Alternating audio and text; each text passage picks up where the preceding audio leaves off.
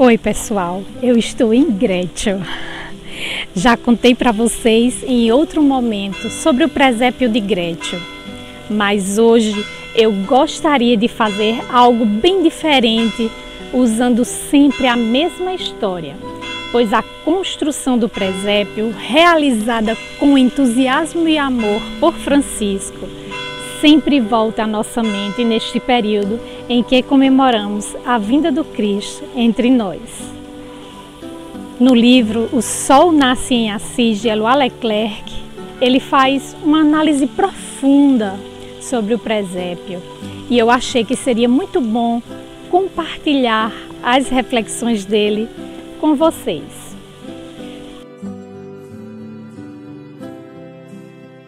Todos nós sabemos que Francisco, durante toda a sua vida, desejou, acima de tudo, viver no Espírito do Senhor.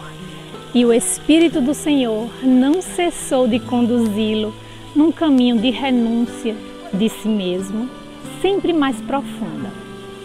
Mas este despojamento íntimo, longe de ser um empobrecimento de sua verdadeira personalidade, abria nele um espaço cada vez maior de acolhimento, crescia nele uma capacidade de comunhão e de fraternidade. Nada retendo para si, Francisco tornou-se presente a toda criatura. No espírito de doçura, ele nascia ao mesmo tempo para Deus, para o mundo e para si mesmo. E é mergulhado nesta reflexão que Éloi vai caminhar para analisar a construção do presépio, que foi mais do que um simples episódio na vida de Francisco. O Natal que ele celebrou 3 anos antes da sua morte, entre as pessoas simples da montanha, foi uma experiência mística, um novo nascimento. Celano não se enganou quando disse naquela noite: Francisco se fez menino com o menino. Naquele momento, o Espírito do Senhor renovava nele seu advento de doçura no auge do rude inverno da natureza e dos homens. Estamos no fim do ano de 1223. Aquela pequena aldeia chamada Grétio abrigava em seu frio inverno homens e mulheres que fiavam a lã dentro de casa, enquanto seus companheiros cortavam e rachavam a lenha para promover a proteção de tanto frio. Todos eles sonhavam ao contemplar o silêncio, esperavam assim o retorno de dias melhores. Não somente o retorno do sol primaveril, mas também sonhavam com o sopro de inocência e de ternura através do calor humano e da recíproca amizade. Mas em Grétio não há ninguém para falar ao coração dos pobres. De manhã não se vê ninguém vindo sobre a neve intacta. E de noite, muito menos. É imensa a solidão do inverno.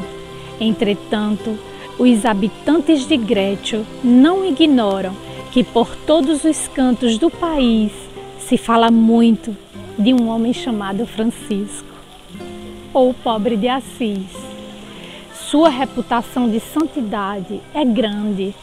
Ele renunciou à riqueza, às honras, ao poder, à violência. Fez-se pobre por amor de Cristo e para ser o irmão de todos. E eis que próprio naquele mês de dezembro, em 1223, Frei Francisco desejou ardentemente lembrar o menino que nasceu em Belém, mas dessa vez, vendo este menino com os próprios olhos, na sua manjedoura, em cima da palha, entre o boi e o burro. Naquele tempo, ainda não existia o presépio de Natal, muito menos os presépios vivos, como Francisco planejava fazer. A original ideia tinha surgido no coração de Francisco como uma chama de amor. E Francisco, com seu coração de poeta, nos faz voltar aos olhos da infância e nos restitui com realismo e ternura aquele acontecimento da natividade. E nesse mundo onde o soberano era o dinheiro, num mundo de clérigos ávidos de honra e de poder, Francisco traz a imagem do Altíssimo Filho de Deus, nascendo ao mundo na humildade e na pobreza de um presépio entre os animais. Não era simplesmente uma ideia tocante. Francisco, ao reinventar o Natal, busca reencontrar a humanidade e a ternura de Deus. E como ele enxergava mais longe do que todos os outros, ele percebia a fonte oculta da ternura e da fraternidade. E quem melhor do que as pessoas simples da montanha para acolher essa mensagem? Francisco, então, sem hesitar, chama o seu amigo João Velita e iniciam todos os preparativos para a realização do presépio vivo. Que alegria para as pessoas simples daquela região, ao saberem que Frei Francisco queria comemorar a natividade ao lado deles. E que surpresa quando João Velita falou para eles que iria montar o presépio.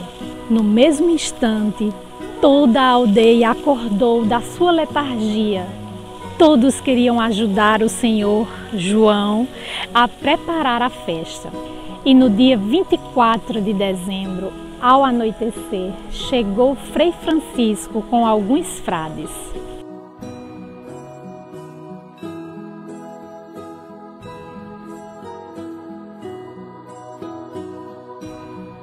Os moradores de Grétio e das redondezas acorrem em massa, com tochas e lanternas nos bosques, ressoam seus cantos. É uma noite extraordinária, toda iluminada com centenas de luzes que enchem a gruta e tudo em redor dela. E Francisco passa a vigília em pé diante do presépio, comovido, em êxtase. Mas o que via então o poverello naquela noite de Natal? Eloá nos diz que ele contemplava o mistério do Natal em sua profundidade. Ele via toda a criação com Deus num mistério profundo. Queria tudo que existia, tudo que vivia, juntos para aquele instante único, para aquela comunhão com a vida divina do menino. E o caminho daquela comunhão e fraternidade era a humildade do presépio, aquela humildade original que nos aproxima das mais humildes criaturas, aquela proximidade e doçura que nos fazem reintegrar o vasto círculo da criação, pois no momento do nascimento do menino, toda a criação, com todas as suas criaturas mais humildes, tinha se tornado o berço divino. Só poderia então se aproximar do menino e encontrá-lo quem entrasse no presépio, ou seja, quem se fizesse a si mesmo bem próximo das criaturas mais humildes. Francisco, assim, queria que naquele dia todos os pobres e esfomeados fossem saciados pelos ricos e que se concedesse uma ração maior e mais feno para os bois e burros, sem esquecer também dos passarinhos. Toda essa ternura transbordava do coração de Francisco, enquanto contemplava extasiado a manjedoura. Mas Eloá, como bom estudioso dos símbolos, como constatamos no nosso estudo sobre o Cântico das Criaturas, não deixa de enxergar e analisar a simbologia desta construção do presépio. Ele diz que o presépio é a expressão sensível de uma aproximação interna de Deus por caminhos de humildade e de reconciliação. Enfim, por caminhos de encarnação.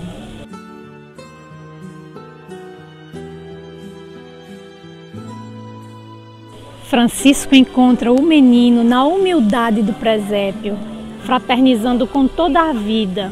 Ele o encontra lá, onde estão nossas raízes. Deus, para nascer no homem, tem a necessidade do homem por inteiro.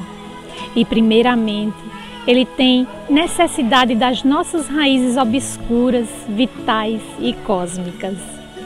Francisco, então, anuncia o nascimento do Salvador e convida todos a regozijar-se com o evento. Não era um sermão que ele fazia, era a sua própria vibração interior que ele transmitia. Ouvindo, tinha-se verdadeiramente a impressão de que, naquela noite, o céu tinha perdido toda a sua distância e tinha se tornado próximo e fraternal. E Francisco traz assim paz na terra, a mesma paz que ele anunciou aos cruzados e ao sultão. Foi nessa pequena aldeia que ela nasceu, que ela floresceu naquela noite de Natal. Não era necessário correr para o país de Jesus para encontrá-la. Grétio tinha se tornado uma nova Belém, pois o Cristo nasce em toda parte, onde há seres humanos bastante humildes para reconhecer-se irmãos uns dos outros e de toda criatura. Agora, gente, eu termino com a oração que Francisco compôs para as vésperas de Natal. E quem vai ler para nós é o nosso amigo Jonas.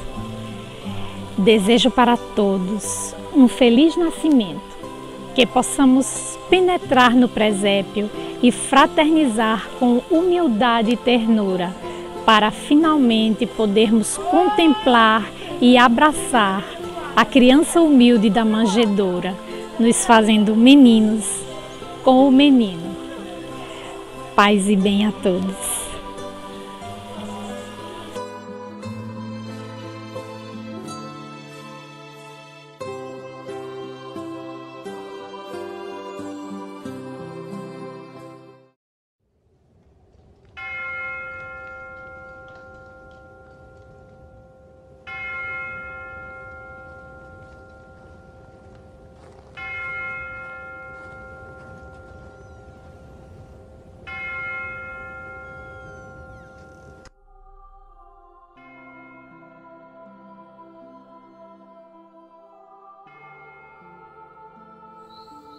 Naquele dia, Deus Nosso Senhor concedeu a sua graça e de noite ressoou o seu louvor.